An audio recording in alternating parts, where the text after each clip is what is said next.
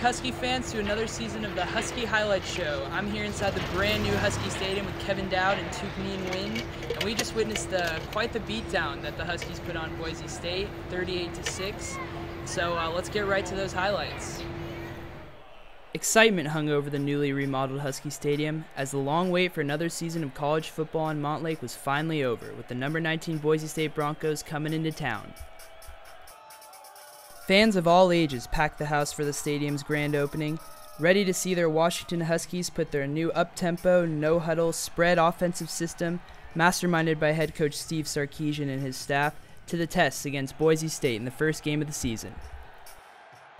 The Husky season got off to a rough start when Price's first pass attempt was picked off, but on the next drive, Price found John Ross to move the chains and Jadon Mickens on this 3rd and 9 to keep the UW drive to the end zone alive. Just a few plays later, it was Bishop Sankey pounding the ball in from 1 yard out to score the first touchdown in the new Husky Stadium, as well as give the Dogs the early 7-0 lead. On the defensive side, the UW struggled to contain Boise's equally fast-paced offense, as quarterback Joe Southwick and running back Jay Ajayi led the Broncos on a charge down the field. But the Husky defense stayed strong when it mattered most, coming up with a big stop here on 3rd down to force Boise into a field goal attempt, which was then promptly blocked by a UW defensive back Marcus Peters to keep Boise off the scoreboard.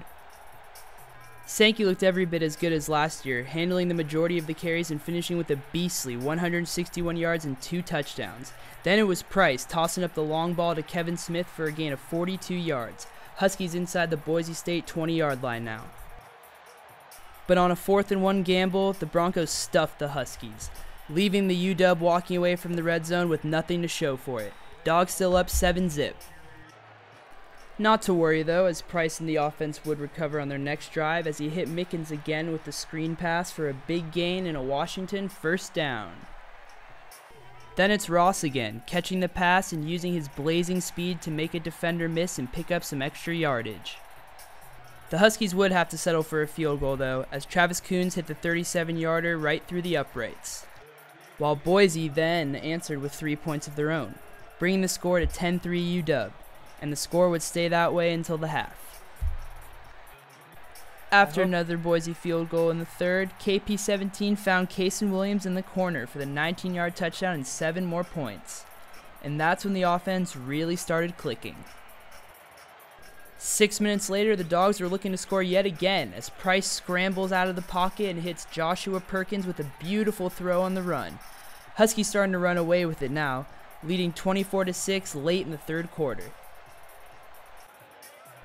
And just for good measure, it's Sankey again, finding a hole for the 23-yard scamper into the end zone. UW on top by 25 now, still with 10:45 left to play in the contest. But even with the big lead, the defense brought the same intensity, evidenced by Kikaha's emphatic swat of a Joe Southwick pass right here. Hope you're not tired of Washington touchdowns yet, because we got another one.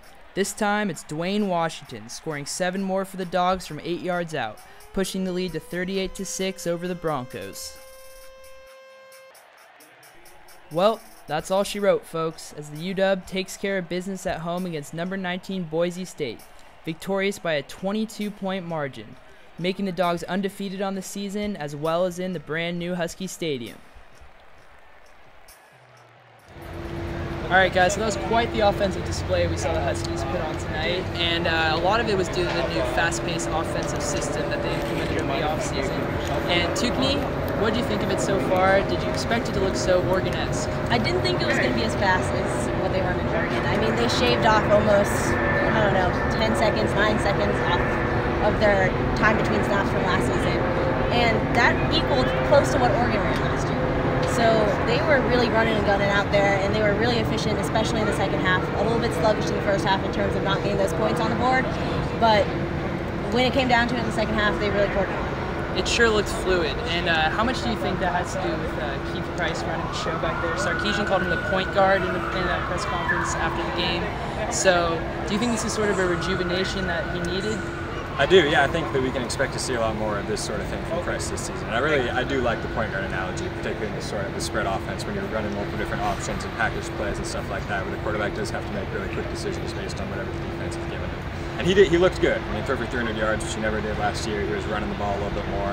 He says he wasn't that banged up last year, but it certainly seemed like at times that he wasn't moving at full capacity and wasn't playing at full capacity. Probably can't expect 300 yards and a couple touchdowns every game from him, but I do think that Price will be tending more in this direction than the sorts of play he was doing last year. And as good of a game as Price had, he didn't do it all on his own. He had a lot of help, especially from slot receivers Jadon Mickens and John Ross.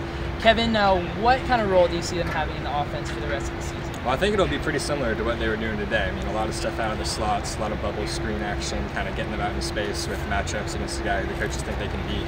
I mean, to be frank, they can beat a lot of guys. I mean, those are two very, very quick, very fast men. I think Mickens had 109 yards today and Ross had 39, so that's 150 between the two of them.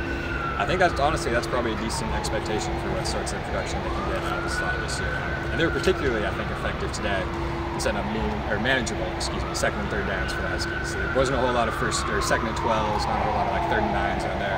Most of short yardage because they were getting chunks of yardage on these bubble screens pretty much whenever they wanted. Yeah, you saw Keith Price show a lot of confidence in both of them, even on third down, Definitely. going to them in third and short, third and long situations. But another third down notable point of this game was the defense. It came up with a lot of big stops on third down. Now, they made a huge jump from 2011 to 2012 in terms of defense. Now, do we expect to see an even better defensive performance this year? Try just to maintain what they did last year. You know, I think it's going to be at least a little bit better. I think, experience does a lot of things, especially for, players like Shaq and Danny Shelton and Marcus Peters. Marcus Peters really stood out today in terms of blocking that field goal, breaking up a pass in the end zone.